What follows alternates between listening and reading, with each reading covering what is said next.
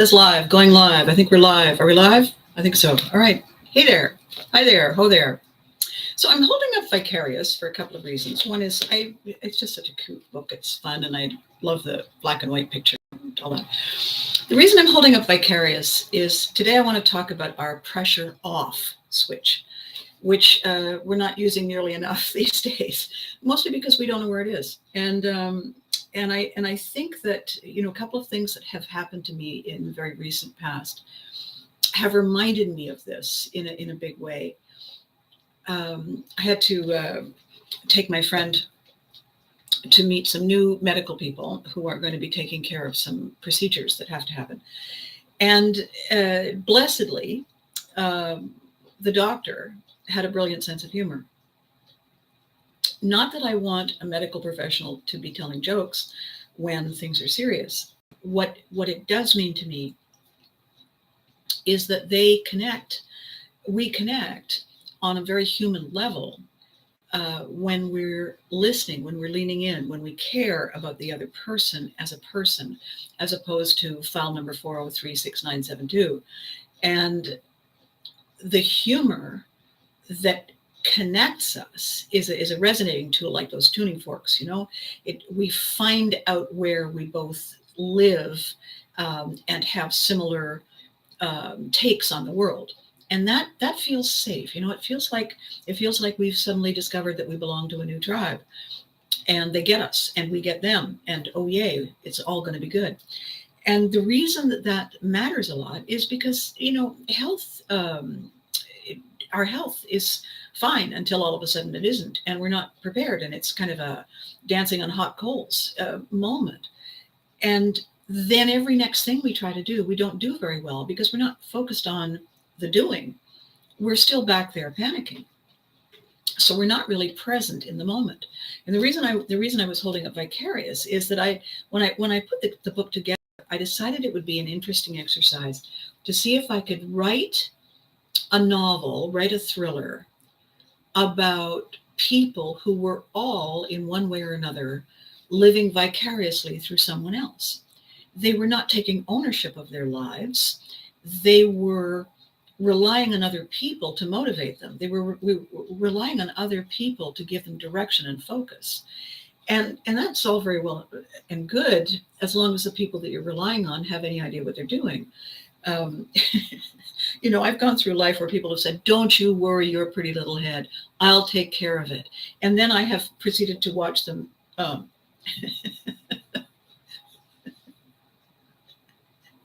take things in above and beyond in exactly the wrong direction. And I've thought to myself, what was I thinking? And the point is, of course, that I had chosen not to think. I had chosen to be a spectator in the sport of my life, which simply doesn't work. So in this "where is the pressure off" tool conversation, what I want to talk about today is how we diffuse those moments. So I was over there on Facebook a few minutes ago, kind of teasing this conversation because this is a many-layered thing. And the story I told has to do with me being unable to open the oven door on this new stove and panicking about it, which makes no sense at all if you know me at all. And when I reached out to a friend, all in a panic, practically sobbing, and she said, basically, "Who are you and what have you done with Abby? And I'll just wait, put down the phone, or I'm going to call the police." And it snapped me out of it, and I started to laugh. And she said, "Why on earth would you care?" And I said, "I don't know. I've never cared until I can't do it." And she said, "Well, okay." Order food in. And I said, "Well, yes, of course." And everything was fine. What I had was a person who gets me. What we had done over the years was we had developed that kind of friendship where I could call her and she could call me, and we would sort it out for each other, and we relied on each other to do that. Now, were there times when we weren't there for each other? Yes. What does that mean? It means we have to learn how to manipulate the pressure off switch ourselves. So the story that I want to tell here is a story about my dad, who used all manner of clever stories and whatnot to diffuse his pressure and bring him back to a state that he enjoyed. he didn't necessarily tell stories to relieve pressure for anybody else. It wasn't about them. It was about him. And sometimes when he did it, he achieved what therapist friends of mine have referred to as unhelpful outcomes. Unhelpful, Abby. What? Oh, sorry. So the story that I really love, we were somewhere that was supposed to be a very, very elegant, fabulous dinner, and our waitress had been, very attentive, and she brought our water and she took our orders, and then she left to presumably go and do whatever it is that they do once they leave you, and then she didn't return for the longest time. Um, I mean, the really longest time. Other people were getting served, and other people were leaving the restaurant to start new lives, and we were still sitting there with our water. And then eventually, my dad was just getting ready to stand up and do something when the waitress returned, clearly flustered, clearly overwhelmed. And my dad, when he saw her coming, stood up. Now, my dad, if you've seen a picture of him, I occasionally post the picture. My dad was incredibly handsome. He was very tall. He looked exactly like a Viking if a Viking had a crew cut and wore an Air Force uniform. He was magnificent in all his tallness and his glory. So when he stood up from a table, people who were uncertain would take a step back, and some people would gasp, and women with an eye for that sort of thing would say, "Oh my." So anyway, my dad stands up, and the waitress comes to the table, and she's got a tray. He takes the tray from her and he puts it down, and he takes her hand in both of his, and she's just trying to pull away. Don't do that. That's not going to work, honey. So my dad has her hand in both of his, and he's smiling in a kindly way at her, and he's put the tray down. And so she's standing there, and he said, "I want to tell you what an honor it is to finally meet you." And she said, "What?" And he said, "Yes, it's an honor because, you see, it was your mother who took our order."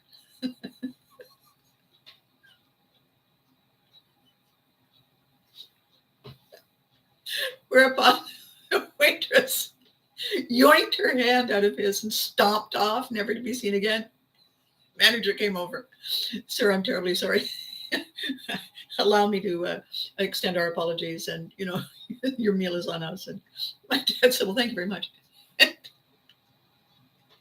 I was sitting there mortified because I was of an age to be mortified. My mother was just long suffering. She'd been through this for decades, so she knew it was coming. And my dad was fine. My dad was not upset by the fact that we had waited forever and ever and ever, and now we were not really hungry for supper. We were sort of looking forward to breakfast. And so when the manager did things and brought us this, my dad was graciousness itself. And the manager was very nervous about this because here's this large man, who seems to be very happy with the fact that things had not gone well. But my dad, you see, had used his best tool, had used his greatest gift to diffuse the situation for him. And the ripple effect of that, after the initial moment of surprise, for us and for everyone around us, was that there was no ugliness. There was no toxic stuff swirling in the air. People were kind of laughing and chuckling at what my dad had done, and I'm sure that they were going to try and remember how to do that on their terms, on their time. And what it gave us was a story to tell. I mean, here it is a long while later, and I have never forgotten that moment because my dad chose us. He chose him as the alpha of our tribe, and he chose us to have a nice time. He chose us by making fun of an awkward situation. Doesn't matter whose fault it was. Doesn't matter why. I mean, it does in the larger picture, but for us in the immediate moment, it took us away from panic and frustration and fear. And it took us to a place where we were having a lovely time. So what I want to talk about today in terms of diffusing is a couple of things. The first one is that we get stuck in those places. We get caught more often than we should because we assume we've handled everything. We assume that everything's going to be fine. It's a sense, it's because we're optimists. We assume we don't need a plan B. We assume that when we hand over the reins and the controls to someone else, that they're qualified. And if we don't have a plan B, if we don't have another option on speed dial, if we can't just tap the app and change the game, then we are the ones who suffer. So it really is up to us, I think, to remember a couple of things about this weird quirk that we have. Because we are not spectators. We don't come into this world meant to be spectators. We're not wired to just sit back and watch our lives flash before our eyes. Although periodically that does happen when things are really out of control. But we're not meant to do that. We are meant to be engaged. We are meant to be driving the bus. If it's our bus, we're the ones who are supposed to be in the driver's seat. And if we don't know how to drive, best to learn before we climb aboard, especially if we have passengers. Otherwise, we're going to cause them and everybody else on the road the utmost damned astonishment. How do we do that? This is part of the whole pivotry conversation. And I think what we don't understand, what we forget, is this. Our greatest strength is our ability to sense danger and plan for it. That's how we've survived. We've never been the strongest of the species. Physically, our strength is my greatest muscles are from the neck up. Our strength is our ability to see cause and effect, to plan ahead, to be where it's safe before the next guy. The trouble is that we are driven by our subconscious that is pure emotion, pure basic survival instinct. And what we need to do is recognize that it's up to us to connect those two separate and different places in our brains. So I have a couple of recommendations today, and I'm really, I'm still thinking, and I'm still so grateful for my friend who has subscribed, who was watching my videos and talking about take the 5 steps back, take the deep breath. And she actually tried it when she found herself really frustrated working on a project that just wasn't coming through. And then she reached out to me and she said, okay, so I just need to tell you, I've heard people say things like that all the time, but for some reason, she said, I don't know, it's almost like you're my unofficial therapist. I was listening to you. And I thought to myself, oh, it can't hurt to try. And she did it. She took that deep breath. She remembered to take that deep breath. And then, this is her genius, she went and played one of her favorite songs. So she knew, without even really thinking about it, that she needed to shift her emotional state. So like in an instant, the minute she heard the first notes of that favorite song, she shifted from panic to pleasure. The deep breath had paved the way. And so she owned what was happening next. She was no longer the vicarious hostage of what was going on. She was no longer the helpless passenger on the bus, and the person sitting in the driver's seat was getting everything wrong. She took ownership in the way that worked for her. So all of these situations, the diffusing situation is, we need to know ahead of time who our go-to person is, who that outreach needs to go to, that person who can put their hand on the top of the head and stop us from spinning. We need to find that person and tell them how much they mean to us in advance. Because the other day, I noticed that my exhaustion and my panic had snuck up on me. Of all people, I'm the one thinking about this all the time.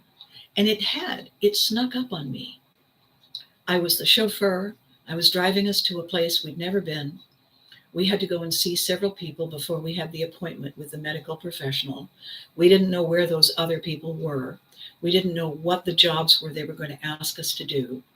And then there's the whole health issue simmering there on the back burner.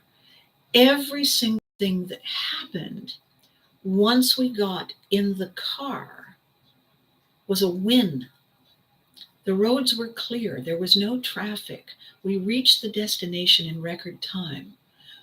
I found a great parking spot that wasn't far from the door. The minute we got inside, there was a person directing newcomers, telling us where to go. Where we needed to be was like 30 steps away. And every person we spoke to looked me in the eye, listened to my question, and smiled before they answered. I felt safe. I felt welcomed. I felt this is okay. We're in a good space. And then when we had the opportunity to sit down with the medical professional, glory be, he had a sense of humor. Glory be, he had done his homework. Glory be, he was listening. He was leaning in. And he made it very clear that the only person we cared about in this moment was my friend. And when he listened to me, he helped me understand that he understood my role and my concern and my loyalty. So everything that we were told, even though a lot of it, you try to remember, you try to pay attention, but there's so much stuff coming at you. He said, I don't want you to worry about this. I know you're taking notes. I know this seems simple. It's easy to forget the details because this is your first time. I've been here many times, and I will explain it as many times as you need. I'll explain it again before you leave. And when I introduce you to the head nurse who will be looking after the details, she will explain it to you in her words. So you don't have to worry that something's going to fall between the cracks. Now, he had anticipated how we were feeling, and he took care of it. And was he right? Yeah. Oh, sure. I forgot half the stuff he said. The nurse said, so don't worry about it. Sometimes he gets it wrong. I'll help. And it was precious and friendly and fun and easy, even though the situation is serious. And then the drive home was easy. There was no traffic. The weather was fine. The roads were clear. Everything made sense. So it was the best of all possible situations. And yet, by the time I sat down to think about supper, I felt overwhelmed. I felt too tired to think about food. I felt cranky. I felt, how a little kid is when they've missed their nap? I felt that. And it didn't make any sense. Fortunately, I got up and I walked around because I didn't understand what was happening. And in that moment, as I got up to walk around and I was walking around, I heard a ping on my cell phone, and it was my friend, the one who laughs at me when I'm overwhelmed and says, what is it? Are you listening to you? And there she was. And so I answered, and she said, you got time for a chat? Yes. So we got on the call, and she said, so how are you feeling? And I said, I'm done. I'm absolutely done in. And she said, okay, you know what? Put the phone down and go pour a glass of wine. I'll wait. So I did, and I brought it back, and I sat down, and she said, so you've been concerned about this trip for a couple of days. How'd it go? I said, it was fine. And she said, yeah, but your momentum wasn't. So how you're feeling right now, you've got to give yourself permission to defuse, to unwind, to give it a chance, to get your equilibrium back. You need to take that deep breath you keep talking about. And she said, it's too bad I'm all the way over here. Otherwise, I'd reach through the phone and I put my hand on top of your head. And she made me laugh.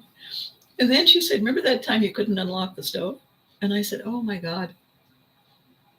This is one of those. And she said, yes, it is. Yes, it is.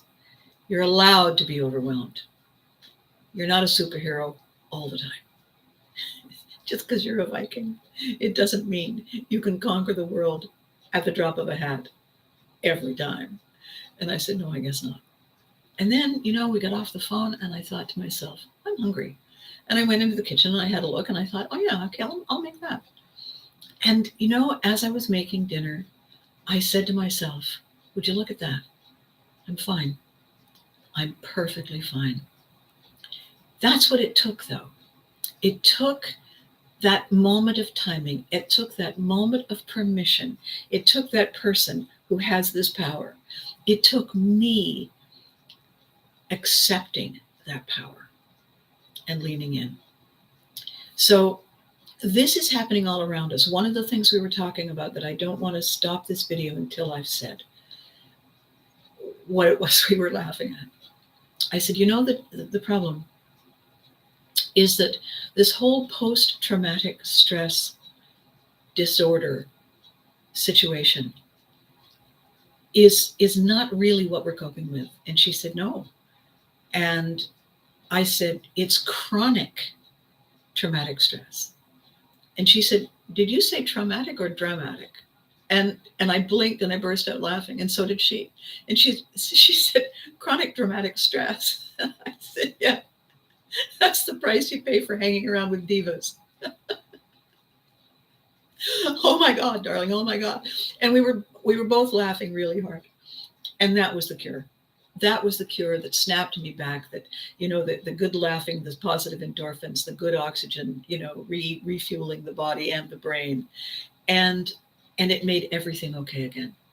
Do we still have doctor's appointments that I'm invested in for my friend? Absolutely. Are we going to be worried? Of course we are. It's normal. Health is on the line. Procedures that we know nothing about are part of the journey. And as soon as we can get to a place where everything is familiar, we will be able to manage it just fine. Until then, we have to remember to give ourselves permission to not be okay and go and get help. And give ourselves that opportunity to reset, to lean in to where the joy is, and be grateful for those moments when our friends reach out and say, are you listening to you? Bless them. So that's going to be it today. It's going to be snowing soon, and I have to go and prepare for that. And I'm sure there's all kinds of stuff going on where you are. So it's going to be a busy weekend, I know, for all of us. Before we go, I want to thank you for watching. I want to thank you, by the way, for telling your friends that this is fun, and because more of them are subscribing, and I'm so pleased. We're growing our tribe. And I want to make sure you know that when you stop by, even if you don't have time to watch the whole video, the fact that you said, oh, Abby's on, I wonder what she's talking about today, it means everything. It really does. It means that my ripple effect is touching you and hopefully changing your game. So until I see you on Tuesday, you know the drill. Be good to you. You are so worth it. Remember to hug your loved ones. Bye for now.